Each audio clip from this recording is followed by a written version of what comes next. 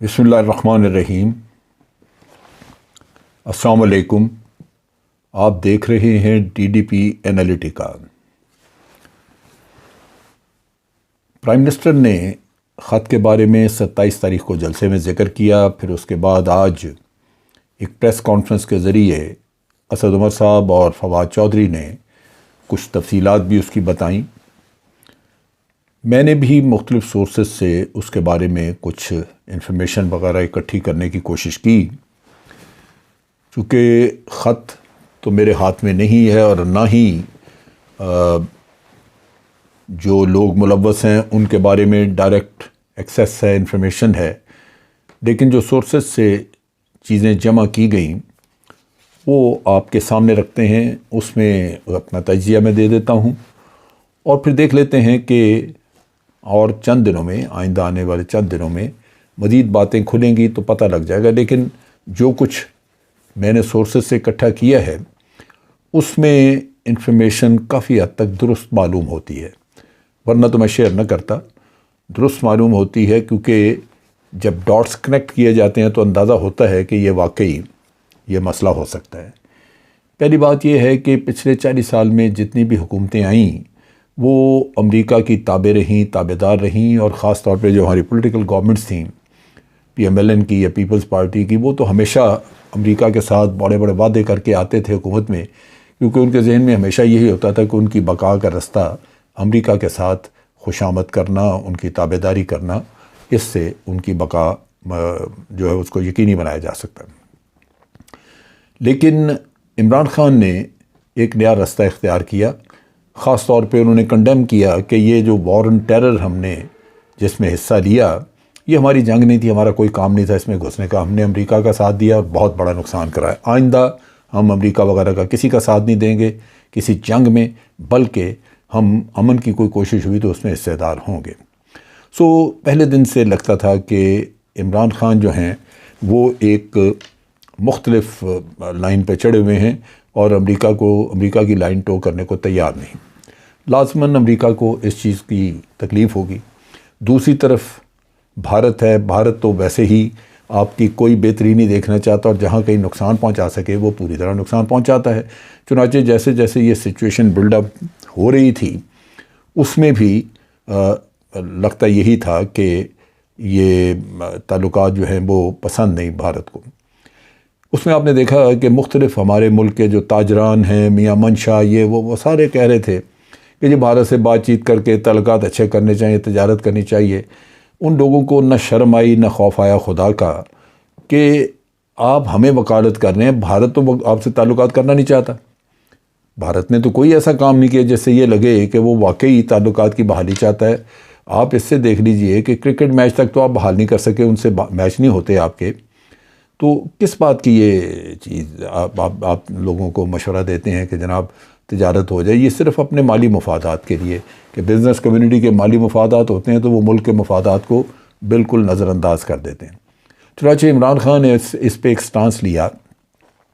کہ بھارت سے بات چیت اس وقت ہوگی جب بھارت نے جو کشمیر میں یک طرفہ قدم اٹھائے ہیں، یعنی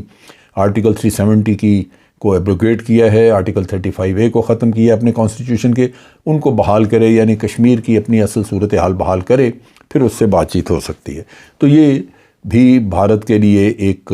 تکلیف دہ سچویشن ہے جہاں وہ سمجھتے ہیں کہ عمران خان نے یہ پیدا کی ہے، ورنہ تو میاں صاحب کے وقت میں تو بھارت کی خوشامد بھی ہوتی تھی اور میاں صاحب تو کشمیر کا نام ہی نہیں لیتے تھے، کشمیر تقریباً بھلا بیٹھے ہوئے تھے ہم۔ تو اب یہ صورتحال بھارت کو لازماً پسند نہیں، ان کے خیال میں میاں صاحب ان کا آدمی ہے اور وہ ان کو اچھی سروس دے سکتا ہے۔ اب جو سازش خط کی بات ہے وہ یہ ہے کہ اس کے دو حصے ہیں، ایک برطانیہ میں اور ایک امریکہ میں۔ اب امریکہ میں تو CIA وغیرہ اپنی کارروائی کرے گا، لیکن برطانیہ میں را یعنی انڈین جو انٹیلیجنس ایجنسی ہے اس کا انفلوئنس موجود ہے MI6 MI5 کے ساتھ، جو کہ برطانیہ کی انٹیلیجنس ایجنسیز ہیں، اور وہاں سے یہ ایک دوسرے کے لیے کوآپریشن کرتے ہیں، ایک دوسرے کو کوآپریٹ کرتے ہیں، اور وہ پھر کام اس سے چلایا جاتا ہے۔ یہاں پہ کراچی میں جو دہشت گردیاں ہوتی رہی، جیسے بھی واقعات ہوتے رہے، اس میں MI5 ایک فرنٹ رول پلے کرتی تھی، کیونکہ بھارت کو یہ احساس تھا کہ راؤ کے اوپر کافی کڑی نظر ہے، اور MI5 اس لیے آپریٹ آسانی سے کر سکتی ہے کہ برطانیہ کا قونصل خانہ وہاں موجود ہے، تو وہاں سے چیزیں کنٹرول کرنا آسان۔ چنانچہ کراچی میں بہت سارے واقعات کا کچھ لنک وہاں ملتا ہوا نظر آتا تھا۔ یہاں یہ بھی آسانی تھی کہ الطاف حسین چونکہ برطانیہ میں تھا تو اس کے ذریعے بھی چیزیں مینیج کرنا بہت آسان تھیں۔ ریسنٹلی برطانیہ نے الطاف حسین کے خلاف جلدی کیسز ختم کر کے اور بڑے انتہائی بھونڈے طریقے سے بے شرمی، ڈھٹائی اور بے غیرتی کے ساتھ اس کے بڑے واضح کیسز جو تھے ان کو چھوڑا، اور اس میں بیک گراؤنڈ میں یہی چیز ہے کہ الطاف حسین کو ری ایکٹیویٹ کیا جائے اور MQM پاکستان کو دوبارہ استعمال کیا جائے۔ یہ وہ چیزیں ہیں جو کہ پس منظر میں چل رہی ہیں۔ اب یہاں پہ جو خط جس کا ذکر کیا جا رہا ہے اس کے تانے بانے لنکیجز انہی چیزوں سے جو میں نے بیک گراؤنڈ آپ کے سامنے رکھا۔ کہا جاتا ہے کہ کچھ عرصہ پہلے ہمارے جو امبیسڈر امریکہ میں تھے ان کو کافی دفعہ امریکہ کے اسٹیٹ ڈپارٹمنٹ کے آفیسرز نے زبانی اور ایک آدھ دفعہ لکھ کے بھی، یہ بائیڈن ایڈمنسٹریشن کی میں وقت کی بات کرنا ہوں، انہوں نے وارن کیا کہ ہم اس بات پہ بڑے فکر مند ہیں کہ پاکستان کی حرکات یا پاکستان کی پالیسیز کی وجہ سے امریکہ اور پاکستان کے تعلقات بڑی تیزی کے ساتھ خراب ہو رہے ہیں، اور وہ لگتا یوں ہے کہ فارن پالیسی جس طرح کی آپ بڑھ رہی ہے آگے اور آپ ہمارا ساتھ نہیں دے رہے، اس سے لگتا یہ ہے کہ کچھ عرصے میں شاید ہم پوائنٹ آف نو ریٹرن پہ پہنچ جائے جہاں سے ہم واپس نہ ہو سکیں۔ ایک آدھ موقع پہ امریکنز نے ہمارے ایمبیسڈر کو یہ بھی باور کرایا یا کہا کہ یہ تعلقات جو ہیں یہ اس نہج پہ پہنچے ہیں جہاں ان کو ریپیئر کرنا مشکل ہو جائے گا، لیکن اس میں اسلام آباد کو ایک رول پلے کرنا ہوگا۔ چنانچہ امریکی آفیشلز نے اس کے نتائج کی ذمہ داری پاکستان پہ ڈالی کہ پاکستان کو پھر اس کے نتائج بھگتنے ہوں گے، اور وہ کئی شکلوں میں ہو سکتے ہیں، آپ کی معیشت کے نقطہ نگاہ سے، مالی اعتبار سے بھی ہو سکتے ہیں۔ اور اس میں جو صورت سامنے آئی کہ یہ کیسے بات چیت چلی کیسے آگے، آپ نے دیکھا ہوگا کہ ہمارے ملک میں پاکستان میں مختلف، خاص طور پہ امریکن ایمبیسی کے آفیشلز جو تھے وہ لاہور میں اپوزیشن کے لیڈرز کو خاص طور پہ جا کے ملتے رہے۔ اس وقت ہی یہ صورتحال مشکوک تھی، لیکن ان شک و عام آدمی بہت سارے لوگ اس پہ بات کرتے تھے شک و شبے کی، لیکن اب وہ شبہات جو ہیں وہ کسی حد تک یقین کی شکل اختیار کر رہے ہیں۔ اس میں خاص طور پہ ان کی میٹنگز جو تھیں وہ حمزہ شہباز اور PMLN کے لوگوں سے تھیں، جس کے بارے میں کافی اس وقت بھی چہمہ گوئیاں رہی۔ اب یہ جو لیٹر ہے جس کے بارے میں بات ہو رہی ہے، یہ غالباً صورتحال بنی فیبرری میں جا کے، لیٹر کا یہ کہتے ہیں مارچ میں امبیسڈر نے لکھا، اور وہ اس وقت بنی جب کہ پرائم منسٹر جو تھے وہ ماسکو میں پہنچے، پیوٹن سے ان کی میٹنگ ہوئی، اور وہ وقت ہم سب محسوس کر رہے تھے کہ یہ اچانک ہو ایسے گیا کہ وہاں پہ جنگ شروع ہو گئی، اور پرائم منسٹر بھی اسی دن پہنچے، تو یہ مناسب وقت نہیں تھا۔ لیکن سب کی رائے یہ تھی کہ باوجود اس کے کہ یہ مناسب وقت نہیں ہے، ہمارے رشیا کے ساتھ تعلقات بہتر ہو رہے ہیں، ہمیں یہ دورہ جو پہلے سے طے شدہ تھا اس کو ختم نہیں کرنا چاہیے۔ لیکن یہ چیز جو ہے یہ امریکہ کو ہضم نہیں ہوئی۔ اس کے بعد پھر پرائم منسٹر نے خاص طور پہ جب یہ کہا کہ ہم تو رشیا سے تعلقات اس لیے اچھے رکھنا چاہتے ہیں کہ ہم ان سے سستی گیس لینا چاہتے ہیں، سستی گندم وغیرہ، تو اس پہ تو بالکل وہ جلتی پہ تیل والا قصہ تھا جو کہ امریکنوں کو پسند نہیں آیا۔ اب یہ جتنی بھی ڈسکشنز وہاں پہ ہوئیں ہمارے ایمبیسڈر کے ساتھ، انہوں نے فارن آفس کو نہ صرف اطلاع دی بلکہ ایک خفیہ انکرپٹڈ ٹاپ سیکرٹ لیٹر کے ذریعے اطلاع دی۔ اب فارن آفس کو یہ ساری اطلاع مل گئی، پھر فارن آفس نے اس کو وقتاً فوقتاً یا جیسے بھی ملٹری لیڈرشپ سے اور دوسرے لوگوں سے اس کو شیئر کیا، اور اس طرح وہ انفارمیشن جو تھی وہ جو بھی ذمہ داران لوگ ہیں یا جو بھی جن کی بھی ذمہ داری ہے پاکستان کی سیکورٹی سے، ان کے ساتھ وہ شیئر کی گئیں۔ اس کے بعد جو امبیسڈر تھے وہاں پہ ان کو واپس بلا لیا گیا، وہ یہاں پاکستان آ گئے اور ان کی جگہ پہ ایک نیا امبیسڈر جہاں وہاں چلے گئے، مسعود احمد خان صاحب، اور وہ ابھی وہاں پہ ہیں۔ اور اب پرائم منسٹر نے یہ جو دھمکی تھی اس کو ایک پاکستان کی جو خود مختاری ہے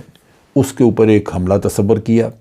ان کے خیال میں کہ پاکستان ایک سوورن کنٹری ہے اور ہمیں حق حاصل ہے کہ ہم جو بھی پالیسی اپنے ملک کے مفاد میں ہو وہ بنائیں۔ یہ ضروری نہیں ہے کہ وہ پالیسی امریکہ کو راس آئے یا کسی اور کو راس آئے، وہ صرف راس آنی چاہیے تو پاکستان کو۔ نتیجہ یہ کہ یہ ایک ایشو ہے جہاں امریکیوں کو یہ نظر آ رہا ہے کہ یہ پرائم منسٹر ہماری لائن ٹو کرنے کو تیار نہیں۔ چنانچہ پرائم منسٹر نے 27 تاریخ کو جلسے میں پاکستان کے عوام کو اطلاع دی، ان کو بتایا، ان کے سامنے رکھی ساری چیز، اور بائیڈن ایڈمنسٹریشن کی جو دھمکیاں تھیں اس کا نام لیے بغیر ذکر کیا کہ ہمیں غیر ملکی دھمکیاں مل رہی ہیں۔ اب اس میں جو ہمارے تعلقات بگڑے، اس میں جو آپ کی اکنامک پرابلمز ہی آ سکتی ہیں، معاشی پرابلمز ہی آ سکتی ہیں، اور مختلف ذریعوں سے آپ کے اوپر پریشر ڈالا جا سکتا ہے تاکہ آپ اپنی پالیسیز کو بدلیں۔ اب صورتحال جو ہے وہ اس لیٹر کو باہر لانے سے میں نہیں سمجھتا کہ وہ شاید بہتر ہو۔ پاکستان کے عوام کو تو پتہ لگ گیا، لیکن اصل چیز یہ ہے کہ یہ جو اتنے خراب ہمارے ریلیشن شپ ہیں اس کے بارے میں کچھ سوچنا چاہیے۔ دوسری طرف یہ ہے کہ اس چیز کو تھوڑا کنٹرول رکھنے کے لیے پاکستان آرمی نے امریکن آرمی کے ساتھ، یعنی ملٹری ٹو ملٹری ریلیشن شپ جو ہے وہ کافی بہتر رکھی ہوئی ہے، کارڈیل ہے، تاکہ یہ تعلق جو ہے امریکیوں کے ساتھ وہ بالکل ہاتھ سے نکل نہ جائے۔ اب یہ ریلیشن شپ کب تک کارآمد رہتی ہے آدمی کہہ نہیں سکتا، لیکن بہر صورت ایک پازیٹیو اسپیکٹ ہے کہ پاکستان آرمی لیڈرشپ جو آرمی کی ہے، جنرل باجوہ وغیرہ، وہ کوشش کرتے رہتے ہیں کہ اس معاملے میں تعلقات کو کسی حد تک کنٹرول میں رکھا جائے، خراب نہ ہوں۔ اب پرائم منسٹر نے کہا کہ وہ یہ خط چیف جسٹس کے سامنے رکھنے کو تیار ہیں، چیف جسٹس کے سامنے رکھ دیا جائے۔ چیف جسٹس پہلے ہی ایک کیس جو اسی سے ریلیٹڈ ہے، لوگوں کی خرید و فروخت سے، MNAs کی خرید و فروخت سے، وہ اس کی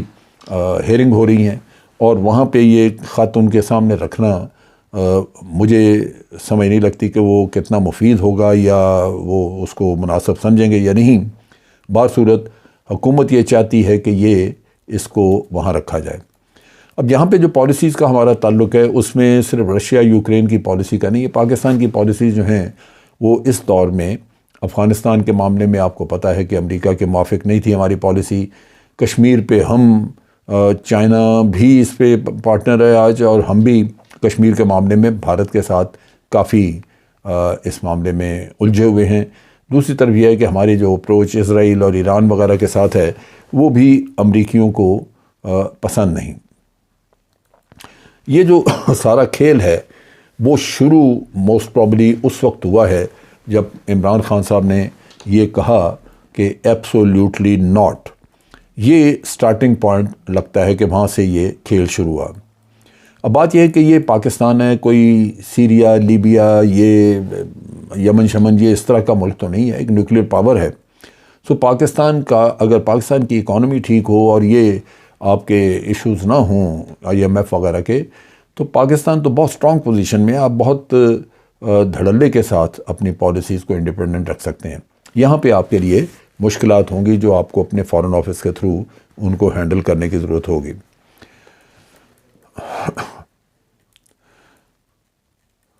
اب یہ ایک اسپیکٹ جو اس میں مجھے سمجھ نہیں آیا اور مجھے پتہ نہیں چل رہا کہ وہ کیسے ہے، کیونکہ جو آج فیڈرل منسٹر نے اسد عمر صاحب نے جو بریفنگز دیں اس میں انہوں نے واضح ذکر کیا ہے کہ اس میں نو کانفیڈنس موشن کا بھی ذکر ہے، اور اس کے اگلے دن ہی نو کانفیڈنس موشن موو کر دی گئی۔ وہ واقعی اس لیٹر کا حصہ ہے یا وہ کوئی علیحدہ چیز ہے، وہ ابھی تک پتہ نہیں، اس میں تھوڑا سا شک و شبہ والی بات ہے۔ اور جو ڈائریکٹ تھریٹس کی بات کی ہے کہ پاکستان کو ڈائریکٹ تھریٹ دی گئی ہیں اس لیٹرز میں، وہ بھی اندازہ نہیں کہ اسی لیٹر کا حصہ ہے یا واقعی اس لیٹر میں شامل ہے، جو ہمیں انفارمیشن نہیں ملی، پتہ نہیں چلا۔ اب اس ڈرامے کا جو دوسرا حصہ ہے وہ ہے MI5 کا، جو کہ برطانیہ میں ہے۔ وہاں آپ نے دیکھا، وہاں میاں نواز شریف کافی عرصے سے وہاں موجود ہیں، اور آج حکومت نے بڑا ڈائریکٹ میاں صاحب کے اوپر الزام لگایا کہ سارے کھیل کے ذمہ دار وہ ہیں۔ میاں صاحب کا وہاں پہ جو واسطہ تعلق ہے ان دنوں میں، خاص طور پہ وہ اسٹیٹ ڈپارٹمنٹ جو ان کے ٹریجری کے آفیسرز ہیں یا لوگ ہیں، سینئر آفیسرز ہیں برطانیہ کے، وہ ان کو ملتے رہیں جا کے۔ اس کے ساتھ ساتھ میاں صاحب کے غالباً تعلقات، کہا جاتا ہے کہ پریتی پاٹل جو کہ وہاں کی سیکٹری ہیں، ان کی برطانوی گورنمنٹ کی وزیر ہیں داخلہ کی، ان کے ساتھ بھی غالباً تعلقات ہیں۔ ابھی ان کی 50ویں برتھ ڈے کی کوئی سیلیبریشن ہو رہی ہے، اور کہا جا رہا ہے کہ میاں صاحب اگر اٹینڈ کریں گے اور کو شاید بہت قیمتی تحفہ بھی دیا جائے۔ اور پریتی پاٹل جو ہے، اس کا یہ بھی کہا جاتا ہے کہ یہ Indian home minister Amit Shah کی رشتہ دار بھی ہیں۔ میرے پاس کوئی ثبوت نہیں، میں صرف یہ جو مجھے انفارمیشن ملی میں اس کی بنیاد پہ بات کر رہا ہوں، اور اگر یہ سچ ہے تو پھر وہ لازماً برطانیہ میں بیٹھ کے بھارت کے لیے کام کر رہی ہے۔ ان حالات میں اس کے ساتھ ملنا، تعلقات ہونا، یہ چیزیں شک و شبہ ڈالتی ہیں۔ اس کے علاوہ تمام وہ لوگ جو ریاست پاکستان کے خلاف لکھتے ہیں، بات چیت کرتے ہیں اور پاکستان کو ہمیشہ بدنام اور رسوا کرنے کی کوشش کرتے ہیں، پاکستان کے مفادات انہوں نے کام کیا، وہ سب میاں صاحب کو آ کے ملتے ملاتے رہتے ہیں۔ ان سے کانٹیکٹ موجود ہے، اس میں حسین حقانی شامل ہیں، گل بخاری شامل ہیں، اسی طرح وہ جو ایک یہ عائشہ صدیقہ جنہوں نے کتاب لکھی ہوئی ہے، یہ بھی شامل ہیں۔ مختلف لوگ جو کہ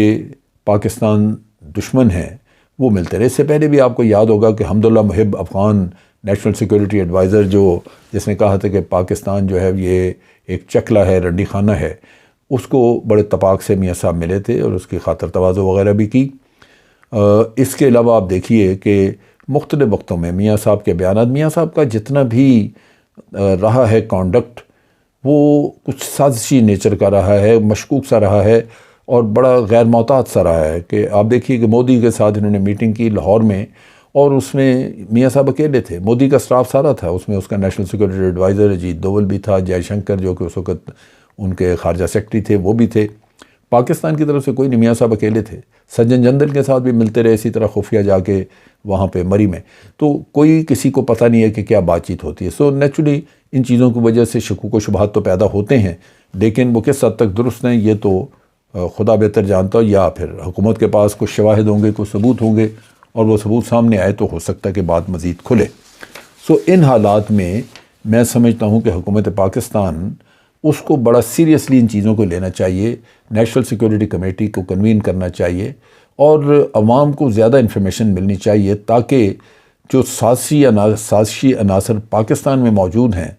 ان کا تیا پانچا کیا جائے۔ جب تک وہ آپ کی صفوں میں موجود رہیں گے آپ کو مشکل رہے گی۔ یہ ہمیں ذہن میں رکھنا چاہیے کہ ہم باہر جو دشمن ہے ہماری سرحد کے پار، ہم اس کو پہچانتے ہیں، ہمیں پتہ ہے وہ کیا کرنا چاہتا ہے، ہمیں تیاری بھی ہم نے اسی کے لیے کی ہوتی ہے۔ لیکن جو آپ کی آستینوں میں سانپ ہوتا ہے، جو آپ کی صفوں میں چھپے ہوئے غدار ہوتے ہیں، ان کو آپ کچھ کہہ نہیں سکتے آسانی سے، ان کے لیے شواہد چاہیے، کیونکہ سوسائٹی میں انہوں نے اپنی سپورٹ بنائی ہوتی ہے، تو یہ بڑا مشکل کام ہو جاتا ہے کہ ان کو آدمی کسی نہ کسی طرح پکڑ کے ان کو سزا دے سکے۔ یہ کام کرنے کے لیے میرا خیال ہے اس حکومت کو بھی محنت کرنی ہوگی، اور خدا کرے کہ ان کو کامیابی ہو، اور رب العالمین اس پاک سرزمین کو غداروں سے، ان کے غداروں کی سازشوں سے محفوظ رکھے۔ آمین۔ آج کے لیے اتنا ہی۔ افواج پاکستان زندہ باد، پاکستان پائندہ باد۔